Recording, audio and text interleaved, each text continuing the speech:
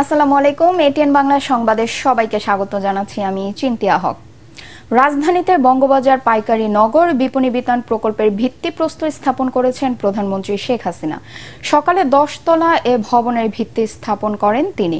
গত বছরের 4 এপ্রিল ভয়াবহ অগ্নিকাণ্ডে বঙ্গবাজার মার্কেট পুড়ে গেলে সেখানে মার্কেট নির্মাণের উদ্যোগ নেওয়া হয়।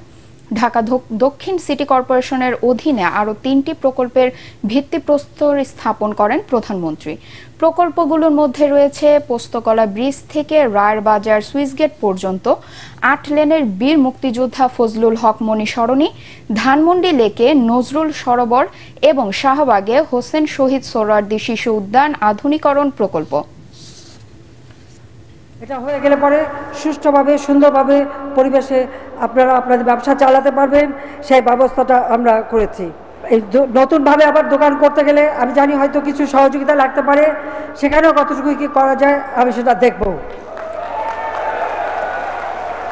এই মার্কেটটা যাতে অগ্নি নির্বাপন ব্যবস্থা থাকে সেটা করা হয়েছে। এখানে চারটা ভবন হবে, 10 তলা করে।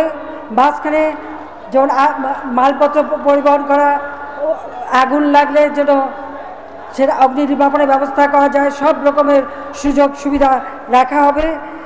আমি মনে করি যে এটা আপনাদের জন্য নতুনভাবে বাঁচার একটা সুযোগ করে দেবে। বঙ্গোপসাগরে সৃষ্ট লঘুচাপটি আরও শক্তিশালী হয়ে আজ সকালে নিম্নচাপে পরিণত হয়েছে।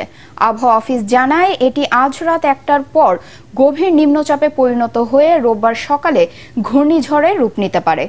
উত্তর ও উত্তর পূর্ব দিকে এগিয়ে এসে উপকূলের সুন্দরবন ও খেপুপাড়ার উপর দিয়ে বয়ে যাওয়ার আশঙ্কা রয়েছে। আজ সকালে নিম্নচাপ কেন্দ্রের 44 কিলোমিটারের মধ্যে বাতাসের একটানা সর্বোচ্চ গতিবেগ ঘন্টায় 40 থেকে 60 কিলোমিটার, যা 120 কিলোমিটার বেগে উপকূলে আঘাত হানতে পারে। এদিকে চট্টগ্রাম, কক্সবাজার, মংলা ও পায়রা সমুদ্র বন্দরকে 1 নম্বর দূরবর্তী সতর্ক সংকেত দেখিয়ে যেতে বলা হয়েছে। সাগরে অবস্থানরত মাছ ধরা নৌকা ও ট্রলারকে পরবর্তী নির্দেশ না দেওয়া পর্যন্ত উপকূলের কাছাকাছি থাকতে বলা হয়েছে। আন্তর্জাতিক ভারতের লোকসভা নির্বাচনের 6ষ্ঠ দফার ভোট গ্রহণ চলছে। স্থানীয় সময় সকাল 7টা থেকে শুরু হয়ে চলবে সন্ধ্যা 6টা পর্যন্ত।